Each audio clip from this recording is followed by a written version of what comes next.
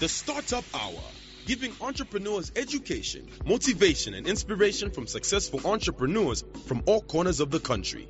The Startup Hour is a weekly business program bringing successful Zambian entrepreneurs, policymakers, and subject experts to share their stories, answer your burning business questions, and inform you on best practices. Tune in to the Startup Hour every Tuesday from 9 a.m. Startup Hour in association with Power FM. A very good morning indeed. Today in the studio with us on the Startup Hour is Dr. Fisho Mwale, who's the director of the leading fisheries company in Zambia called Yalelo. He's also the former mayor of Lusaka City. That he was mayor from 1994 to 1998. Mr. Mwale is, as I mentioned, director of Yalelo. He's also a senior liaison to the local community and is a trusted advisor to the management team. Mr. Mwale, formerly the mayor of Lusaka City from 1994 to 1998, has held a number of influential roles in both public and private business since 1978. Most recently, Mr. Mwale was an executive director of Strategic Investment Portfolio, PTY, a South African investment company specializing in private equity funds. Mr. Mwale is a dedicated philanthropist and a Chelsea fan for the last 30 years, unlike many of you. Dr. Mwale, good morning. Thank you very much, and I love the new title, Doctor. Yes, Since when? I'm looking at my script here, and I was like, notes to self. You know what? Thank you very much. I feel very welcome to this wonderful experience, Power 99.7. You're indeed very welcome. I was enthused when I entered to find all of you under 25. And some of you who look 40 are actually looking 17. Whatever you eat here, I know it's probably fish. You look healthy, you guys. Thank you very much, and good morning to all your wonderful listeners out there. It is indeed a pleasure to have my co-host this morning, Mwape. Good morning to you. How are you? I'm good. Sorry, let me just check your mic there. Try that again. All right. Good morning, Patrick. Fantastic. How are you? Fantastically well. Let's get right into the thick of things, Mwape. All right. So, Mr. Mwale. Yes. Thank you once again for coming to the show. Thank you. It's wonderful. Now, I want to find out, what was it like growing up under a father who was a soccer star? Yeah, he was Northern Rhodesia national goalkeeper. Oh. Yes, he played with the likes of Musa Kasonka and so on.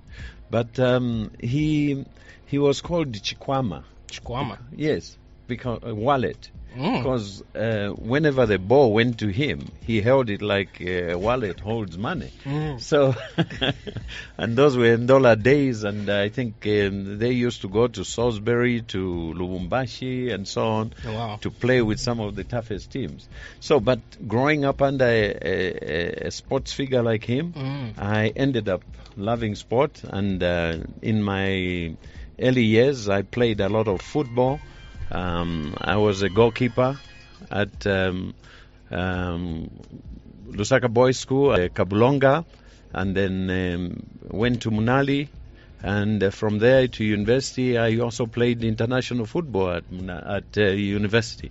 So I've always been in football, thanks to my father. Mm. And I'm sure as a figure, as the wallet, Yeah. as he was famously called, you grew up in, it sounds like he was a very big figure back in the day, but also he left something for you, something that you have picked up from him. What Yeah. was that? What would you say is something you took away from his work ethic, the way Yeah. he played? Yeah, he was an amazing man. I think because of him, I've probably been unfairly treated throughout my whole life. People think that I grew up with a silver spoon in my mouth, but my father, I think, at a very late stage in his life, in terms of education, actually left us for 6 years to go and study in the United States.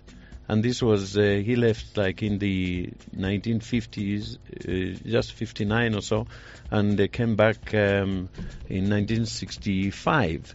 But he went for that period and managed to do BA, Masters, and started on his PhD. But the amazing thing is that, those days when some of these young people went and left their families, they went and got married and never came back. But he came back. He had left us for some time. We had a gap in our lives, and we had one of the most difficult times. But my strong mother looked after us and brought us up. And at that early age, we were taught to be independent. And so there are a lot of values that we got from our parents. Then he got into government. He started as an assistant secretary, and then ended up as under-secretary. At that point, he was appointed to go to Ethiopia at the OAU, presently AU, where he served as the head of administration for 3 years. Then from there, he was appointed ambassador to the Ivory Coast. Okay. Ivory Coast and 8 other countries, where he received accolades, honors, and so on. And after that, he was appointed as ambassador to the United States. After that, that's when he was appointed as Minister of Foreign Affairs, and then came back to Zambia. Wow. Then he was appointed as a special assistant, special assistant to the president for the non-aligned conference. He's the one who first of all built the Mulungushi, built Pamozi, Mulungushi Village, and so on, Mulungushi Village Conference Center for the non-aligned conference, which was, I think, in 1978 or something like that. All right. Yeah. But I'm mentioning all these because he was at heart a civil servant, an international civil servant. He was a civil servant in all respects. And in those days, civil servants lived on their salaries. But he looked after his family as if we never realized that we were very poor. We were basically living on my father's salary as a civil servant. But those are the facts of life we learned, Yes. hard work. And you can imagine, if it was these days, there would probably be a commission of inquiry on the man who was running a project to build a hotel, to build, there would probably be kickbacks here and there. Yeah. But those civil servants were honest people.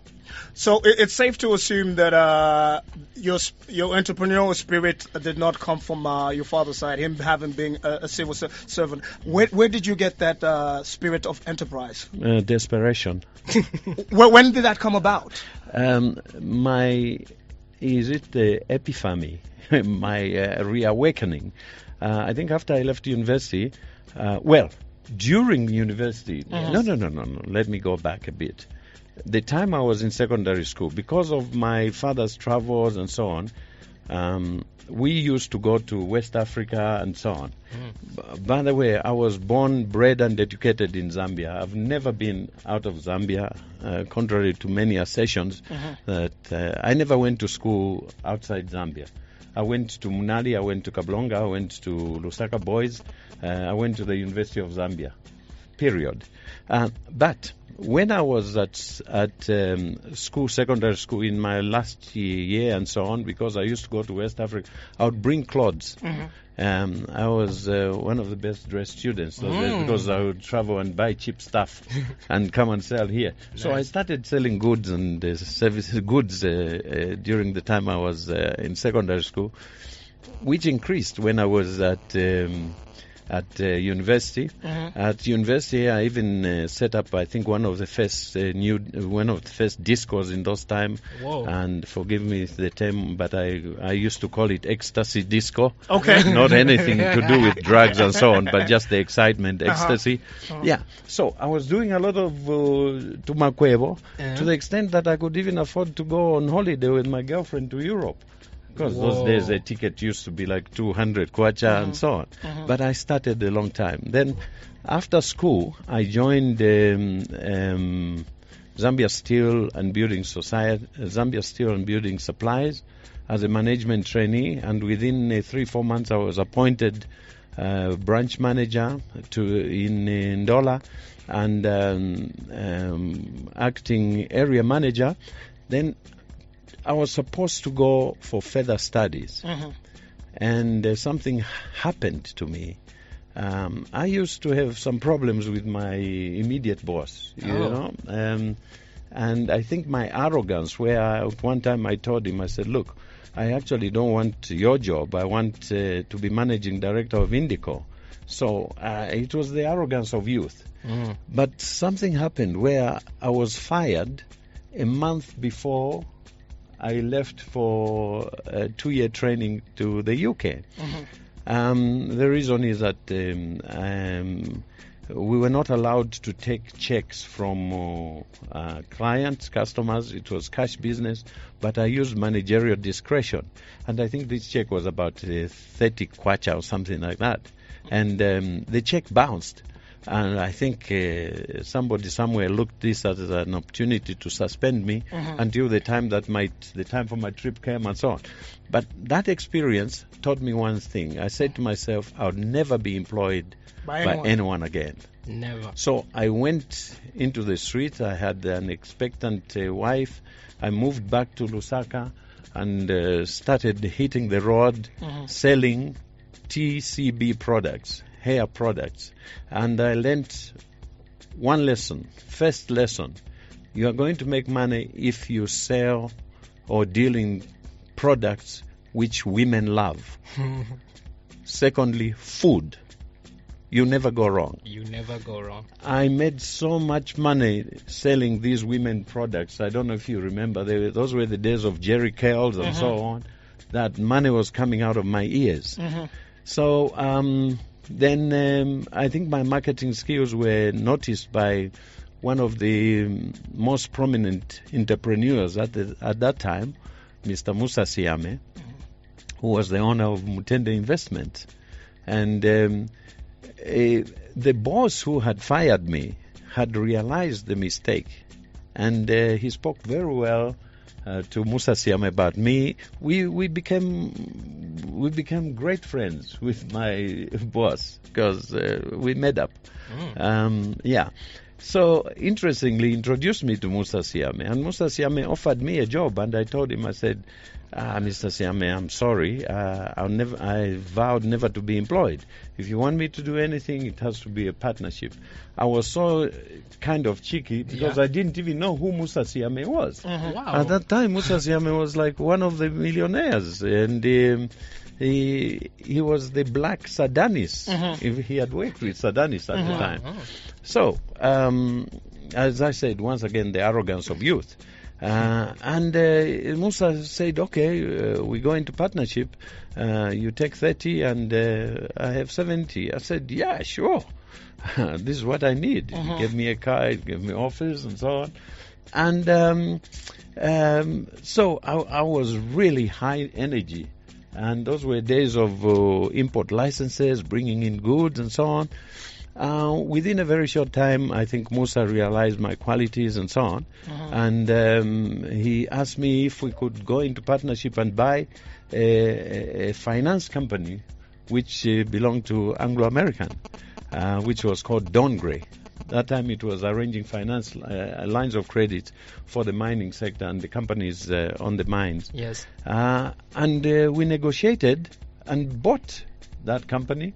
And lo and behold, before we knew it, we were operating from Anglo-American building. Wow. The only ones, the one number one Independence there. Yeah. So, and from there, we moved on and bought the subsidiary of Dongre in London, which became Miure.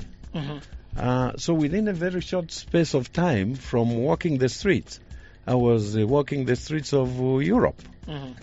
Mr. Mwale, I want to allude to a phrase that you mentioned a number of times: the arrogance of youth.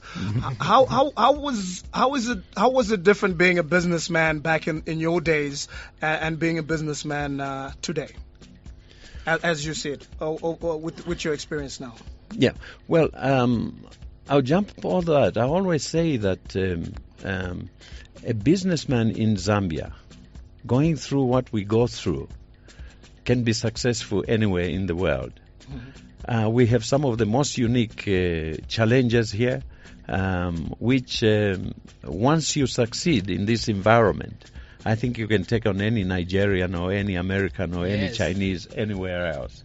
And this is why I'm underlining the arrogance of youth, because that epitomizes the ability to be courageous, to think out of the box, to take bold steps, because it is the only time that you will always have second chances, because you have youth on your side, although it doesn't stay with you for a long time.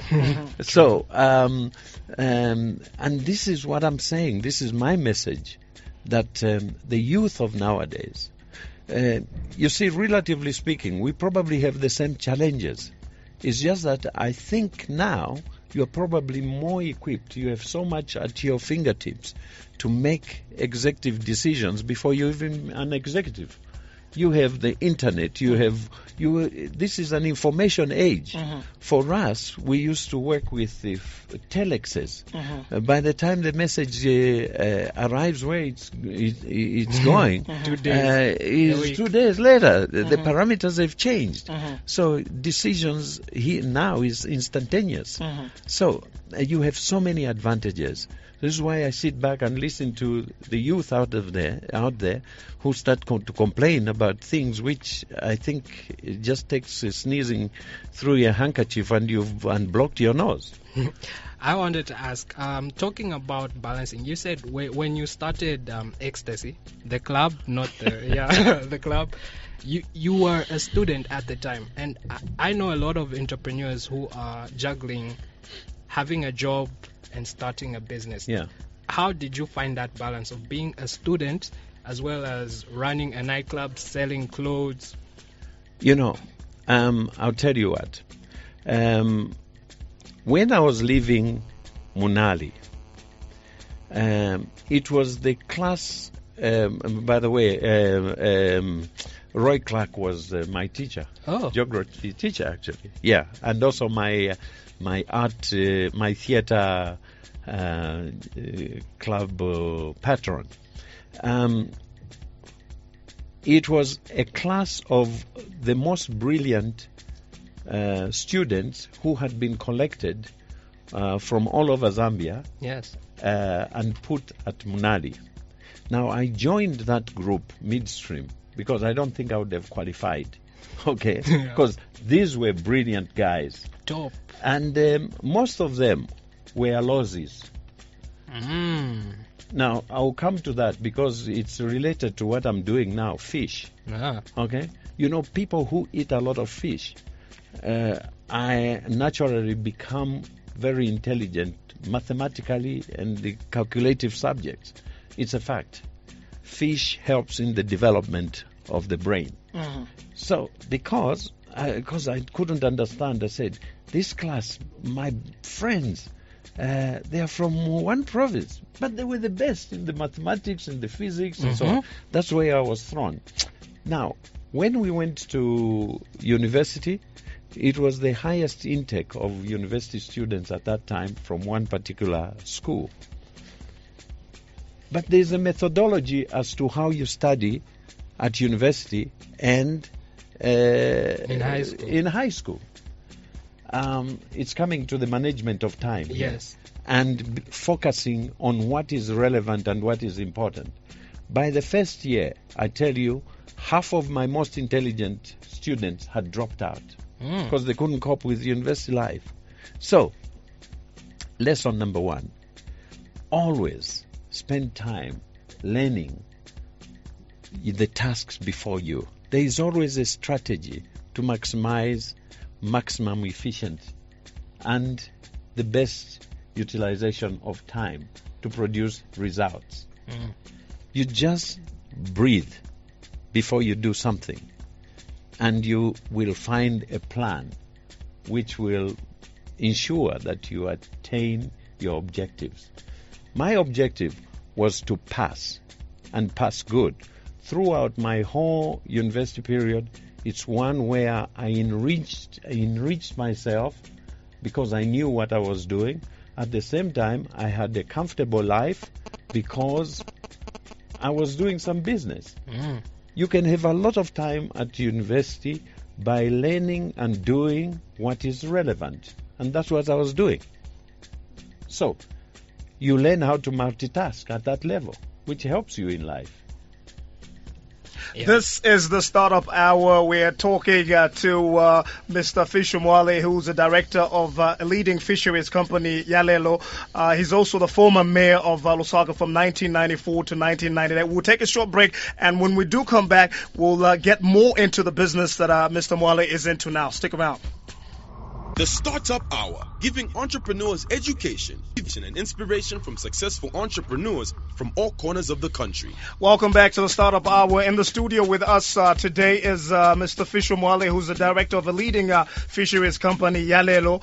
He's also the former mayor of Lusaka from 1994 to 1998. He's an entrepreneur, so obviously we're talking business, and we are trying to empower you and motivate you. Here's some quick facts that you need to know. Water in Zambia accounts for 20% of our land mass, but fisheries only accounts for around 1% of GDP.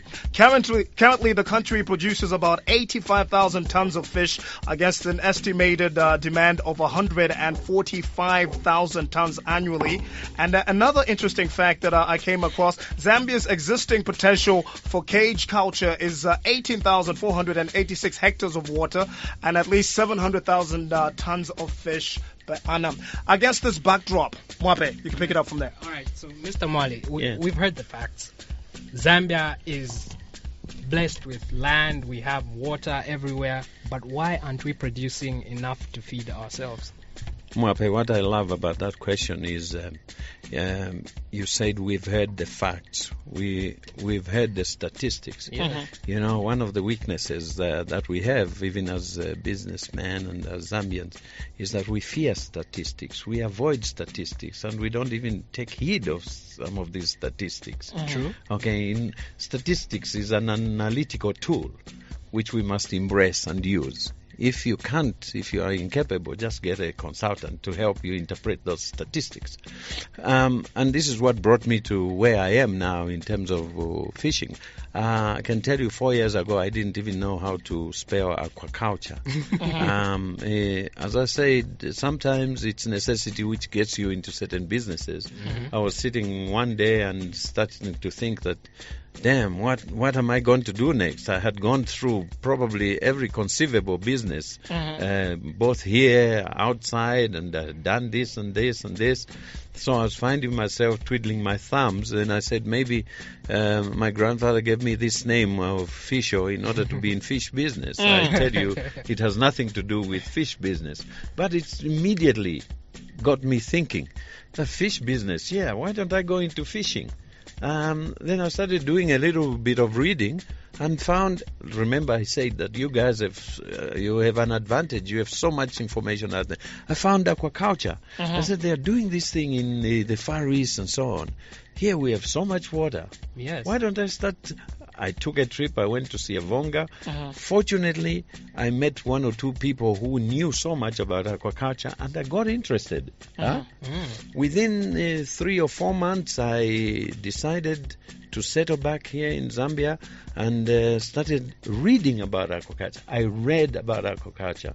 I even conned my way when I'm talking now. People who were at university with me are wondering, said, was that guy in Greek sciences and so on?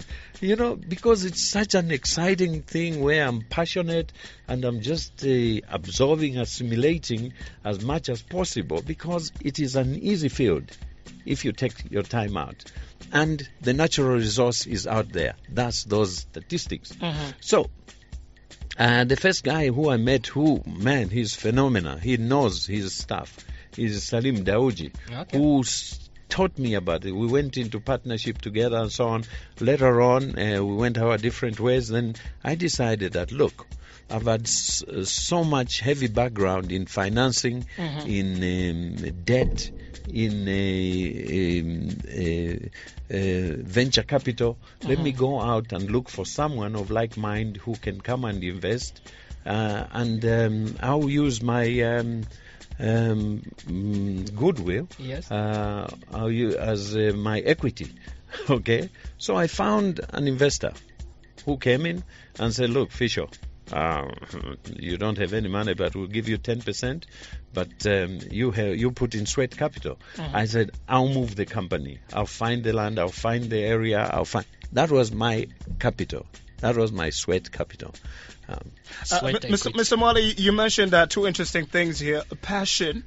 You had to read about fish literally from A to Z, and then you mentioned investor. Is it a must, a requisite now for any entrepreneur out there to have the passion in whatever they get into? And then secondly, how easy? A lot of young people now will tell you, well, look, I'm ready to do the sweating, but I can't find an investor. I have this brilliant idea, but I can't find the capital, money. The money for this venture to get off the ground. What do you say to them? The first mistake is to use words like "I can't." In my vocabulary, there is no can't. In my vocabulary, it's not possible. You might say that it's desperation of age at where I am now that I can't afford not to can't. But I think that don't give your excuses this negativity. Okay? Start off that I can find an investor. I can sell my idea. I can think out of the box. I can do that. So that's the starting point. Positivity. And I'll tell you what, I feel sorry for the youth because we are all being caught up in this negative vibe. When you read the papers, you listen to the news, you start talking, people are so imbued with gossip, with so much negativity that we are pulling each other down, especially the youth. You have a world out there, man. If only I was 1 year younger, you would see the things I would do. I look at Usain Bolt. I'm saying I can at my age. But forget about these things that you can't. Stop listening to these old people writing all these stories in the newspapers. These days you buy a newspaper. I can't remember when I've seen a positive story. There's so much going on. There's so much happening. Young people are doing great things like you here. Who knows about Power FM? I walked in here and I found young people running a stadium. This used to be the job for the Kenneth Madumas. Long time ago, you couldn't see someone running. Yeah. So I can't remove that word. Remove the negativity. Stop listening to sob stories of, no, the economy is bad, it's what? It has always been bad. Huh? Yes. We are in Africa, man. We are not in Europe. If it wasn't bad, it would be Europe. It would be Europe. But those are opportunities, I tell you. Someone's misfortune is your fortune out there. So look at the bright side. Just look at the requisites for success that you have, which is one, you are alive, you are in good health. Therefore, you are far much better than somebody sick. So you can do something about making yourself productive. Yes. Speaking of being productive, you went out and invested close to $10 million in Siavonga. Yeah. Now, I know very few people, even entrepreneurs, who are willing to take that risk. Yeah. Why are you taking that risk? No, because I sold the idea. I convinced the people who were coming to invest that, first of all, I was worthy to invest in. Secondly, my country provided immense opportunities for them to make money after 5 or 6 years. These are venture capitalists. Okay? Yes. And, talking about this negativity. Now, when you walk the streets, you hear, Fisho, si company yake ija. Of course, it's not my money. But who do you identify Yalelo with? Fisho Mwale. Mm-hmm. Yeah, that is value. So I can sell that value. So what I'm saying is that we all have an asset. We move with an asset which is within you. That is yourself. As long as you are healthy, you are alive, you are breathing, you are an asset. How you convert that asset, okay, into liquid. Now that's the difference between success and failure. Mm-hmm. So think of success. So what I did is I looked at myself. I had no way in my pocket. Mm-hmm. I said, I have this asset, which is my country, which has water, which has what, and so on. And I have this brain, and I'm going to convert that into equity. Yes. I went to somebody, hey, dude, do you have money? Invest, and we'll make this money. Mm-hmm. They gave me 10%. And people say, Tas, you've got 10%. Mm-hmm. Let's think of the figures.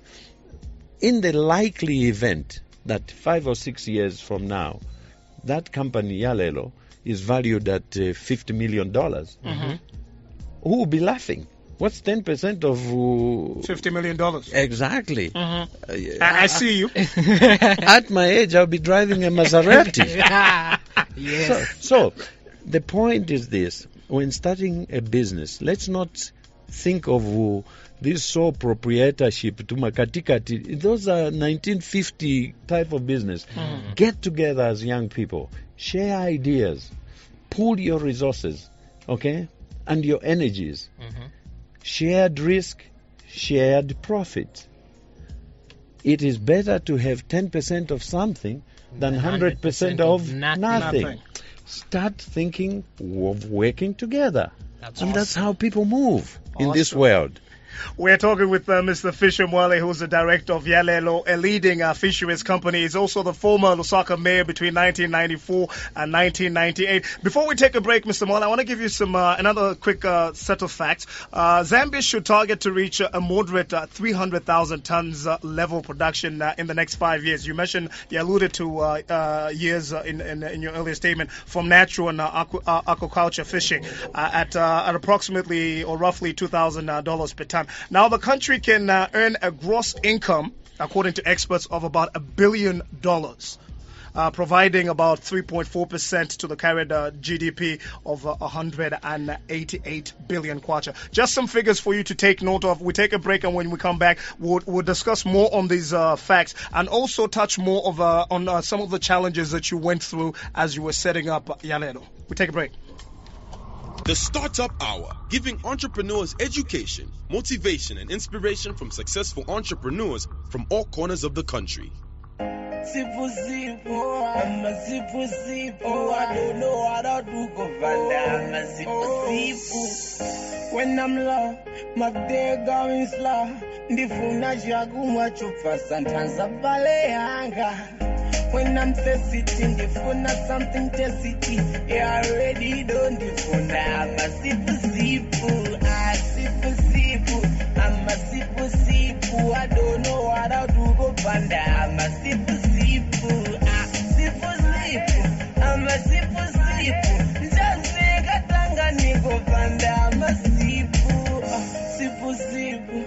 I'm a sipu sipu. I don't know what I'll do, Govanda. I'm a sipu sipu. I'm a sip mahel. Eat well, drink well, feel good.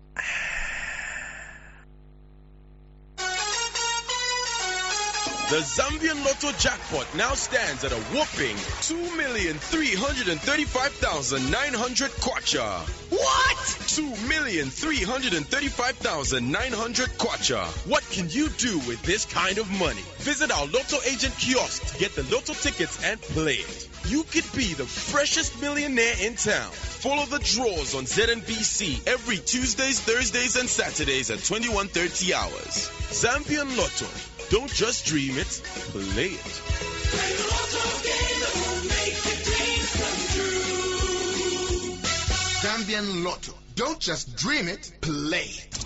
Des hits des années 70 aux hits de nos jours. Plus de musique, plus de variété sur Power 997 seulement. The Startup Hour, giving entrepreneurs education, motivation, and inspiration from successful entrepreneurs from all corners of the country. Indeed, and this morning with us in the studio is Mr. Fisho Mwale. He's the director of Yalelo Fisheries, a leading fisheries company in Zambia. He's also the former mayor of Lusaka City between 1994 and 1998. We gave you some interesting statistics there and facts, and here's another one. Zambia, which hosts about 40% of freshwater resources in the entire Southern African development community. Mm-hmm. So as you were reading about fish and our natural resources, water in particular, when did you have that light bulb moment for you to get up and say, I need to go and talk to so and so and say, dude, I need this money? They call it an epiphany. Uh-huh. Yeah, a bright light on your forehead and say, idea. Mm-hmm. Yeah. I seriously told you, one, when I had it, when I was most desperate. Mm-hmm. Two, I didn't know what I was going to do next. Three, I felt a hunger in my stomach, and that unless I do something, unless I stop sitting on my bum, I'm going to starve. And then I just went back deep into my experience, which have accumulated many years, to think out of the box. And that's how come I started thinking about this fish business. But I was lucky. I went out there, I met a few people, and we started talking. And I formulated the vision and the concept. And all I needed to do was to find some people of like minds for us to set up this company. We are the first successful Zambian company doing cage farming. There have been a few attempts here and there and so on, but I think we got our business model right. We went big, but at the same time simple. When we started, people thought we were crazy. We took the concept of the type of cages we were going to put on the lake from the North Sea, or salmon farming and so on. And then, these are big cages, 30 by 10 meters, the nets and so on. Initially, when we started, we've reduced it to 25 by 6 meters. Okay. Each cage holds 300,000 fish. Okay, and the biomass after that is at harvesting is about 80 tons. No one has ever done that. But when we started, and this is when you talk about prophets of doom, people told us, no, you have to import these cages from China and so on. We said, but what are these cages made from? We know the materials. You look at Google and so on, and all we needed to do was to buy brackets, and we bought a plastic welding machine. I tell you, within 1 week, we had taught our villagers, who are now our employees, how to make those cages. And the first 2 cages we made 4 years ago are still there in the water. Okay. People who have attempted to put cages on that lake, it's rough, They've been washed out and so on and so on. Now we have just under 48 cages.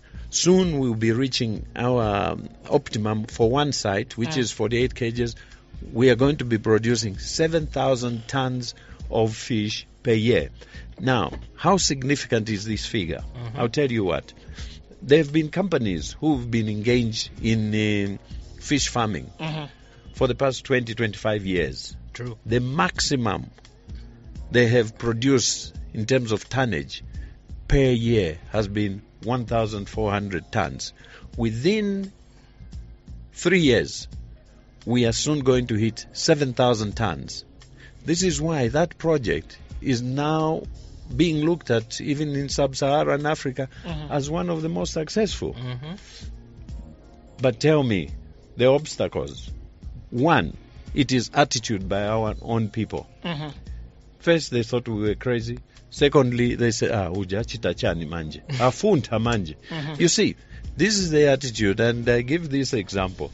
When you see a Zambian building a house on a hill, and which requires architectural input, engineering. You know, the guy is building that beautiful house on the hill, okay? Taking water, taking bricks and so on, because he wants a vantage view. It's just a house in Hollywood. You know what we say, we Zambians? We look at that person and said, vaja, manzi azavavuta vaja, why kuyamba ukwela lupiri? But we don't say that, wow, where did he get that ingenuity to build a house like that? To go up there. How many of us can build those houses? Yeah. You see, we'll always look at the negative. So even in terms of our project, we had so many doomsayers, all right? We had, of course, regulatory problems, which we got over, environmental issues and so on, because it was a new activity. It was a new concept. But we went ahead. We forged ahead. It took us like 1 year before we could get into full production. That 1 year was full of cost, but we didn't give up, okay? Our vision was there. Now, without wanting to sound negative, like you said, how do you overcome, or how did you overcome some of the obstacles and challenges that came your way? You mentioned you went through 1 year of issues, you know, with regulation and whatnot. As a businessman, how do you, you know, wake up every day and say, there's a challenge and this is how I'm going to overcome it? Adaptability. Meaning? The ability to foresee the imponderables and make them into ponderables. Possibilities. Okay? I mean, the kind of problems we faced were not only local, they were regarding regulatory, because we are going into a sector where we were new. So, there have been changes now, progressive changes, which have taken place in the aquaculture sector because of our presence, because of the number of activities taking place. But I can tell you, even the existing statutes and so on were more catered for capture fisheries than aquaculture. Now, let me share something with you as young Zambians. You must be proud that you are a Zambian. Don't let anybody step over you. When I started this business, you know, the first resistance I got was from an international company which is operating somewhere, which wrote, and they're also operating in Zambia, which wrote to the Zambian government, to my minister, to say that that company should not be allowed because they are going to infect the water of the Kariba. Wow. There is no expertise for aquaculture both in your ministry and in that company. Now, I am saying this company has the audacity of telling me, a Zambian, to stop producing fish in my own country. So there were fish wars. And I was very radical about that. I even got one of the, for lack of a better term, one of the white guys arrested. I said, he wants to kill this industry. And I told the ministry, they came to my defense. They said, no, these are our waters. No one should come to tell you. They even went to the extent of trying to influence one of these multilateral funding agencies to stop funding us. So, those are the issues. You must know your rights. And you must always stand up for what is yours. And I stood up for my resources. I said, I am going to succeed in my country, notwithstanding this useless competition. So, those are the issues. You must be focused. You must define your success path. Okay? And when you find obstacles and so on, be able to adapt. There is always a solution. There's always an answer, whether short-term, medium-term, or long-term. As long as you know your vision, as long as you know where you're going, as long as your business plan has been with clarity. And also picking up on issues, we know that youth unemployment is currently at 25%. And the government has been, should I say, they are trying to roll out a program on diversification, moving away from just the extractive industries and Do you feel aquaculture has what it takes to bring that figure down from 25% to maybe like 0%, where we have people actually working in the aquaculture sector and a proper value chain?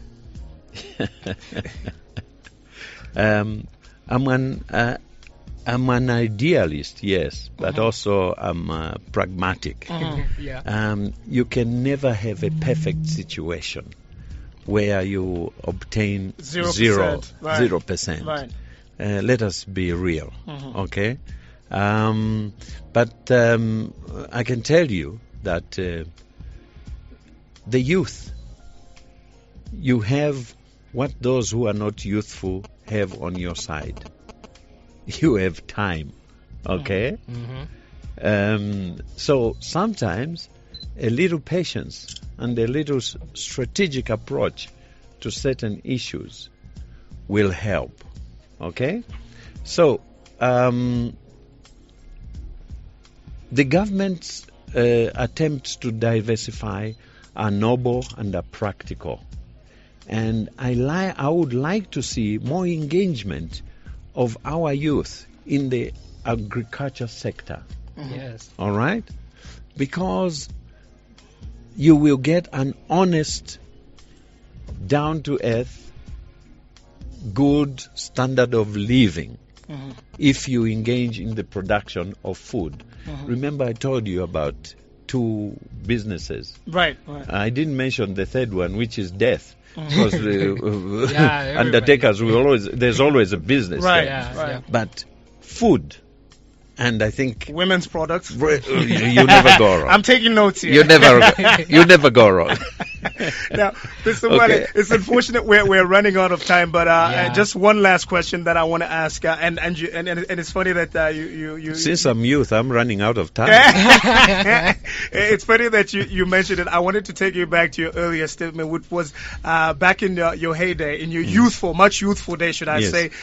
You said desperation caused you to start up a business, and say that was one reason. The other reason was that you said I will never work for anyone else. But desperation also made you start reading up on fish and look for partners. There are a lot, by the millions, I dare say, of youths listening to us today who are in a desperate situation, who have a college degree, a university degree, a bright idea, but are desperate with nowhere to turn to. What do you say to them in your final words?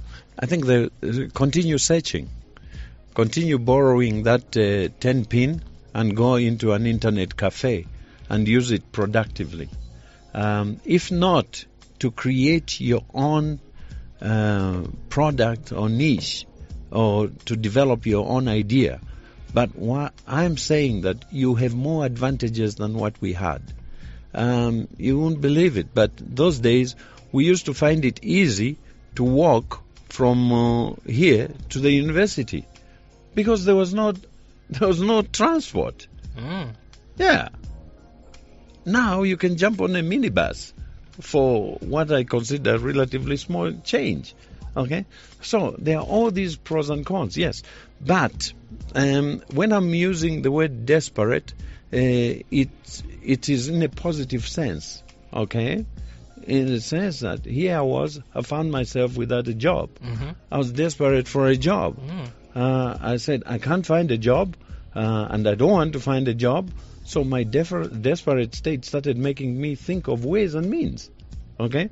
You start small. Start within your means. Okay? And I just want to share one aspect which we lack, which we must make as part of our culture, the culture of savings. Saving. It must also start with our parents. You see, the difference between some of the Western families and ours is that parents know how to save. Okay, I haven't even saved for my family. But I know that it is a good quality. Yes. You know, we must learn the culture of saving for a rainy day. No matter how much money you have, even if you have it as a principle that you will save 1 kwacha, it is good practice, it is good habit. So that's one thing I want to share from my many experiences. So it therefore follows that once you learn how to save, you will therefore start saving even for investment. Okay? But coming to those young people who are looking despondency in the face, who have despair and are wandering the streets of whatever town, streets, village, and so on. I am saying that you are in a country which is vested with so many opportunities.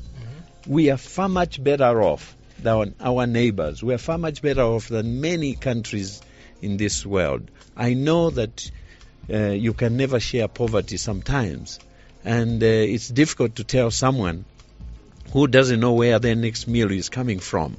But what I'm saying is that the fact that you are alive, the fact that you are breathing, the fact that you are walking is enough asset for you to actualize your potential. There's always something out there. Even in the village, you can sell branches or trees and make charcoal and so on. But I'm saying there are endless possibilities. We must not be lazy to think and sit back and say, well, I have God's assets. Let me use them. Mr. Mwale, we could go on and on. Unfortunately, time is not our friend. We have to leave it there. It's been a pleasure having you on the Startup Hour right here on Power FM, sir. Thank you. Thank you indeed. We've been speaking with Mr. Fisho Mwale, who's the director of Yalelo, a leading fisheries company in Zambia. He's also the former mayor of Lusaka City between 1994 and 1998. Thank you for tuning into the Startup Hour show. It's been a pleasure indeed. My song. Your song is coming up. Your song is coming up. Indeed. For jazz. Yes, it is. It is coming my up. Shout out. Your shout out. My shout out. Do you want to give a shout out before we do? I want to give a shout out. Please do. Yeah, you give it. No, you want to give a shout out to who you playing it for? Jazz. Jazz would be. You know about it. You remember it, you? Who's Jazz? Tell us about Jazz. Come on. Well, we have a grouping, which the aficionados of jazz who appreciate jazz. And this is a song to them. I've just recently joined them. And I appreciate them welcoming me. And I said, I'm going to do a shout out for you for jazz. Awesome. Thank you. The song is coming up. Hey, be sure to join us the same time next week, the same day, as we bring you more influential business and thought leaders. Be inspired, and remember, the only person responsible for Zambia's development is you. This has been Startup Hour, bringing successful Zambian entrepreneurs, policymakers, and subject experts to share their stories. Startup Hour, in association with Power FM.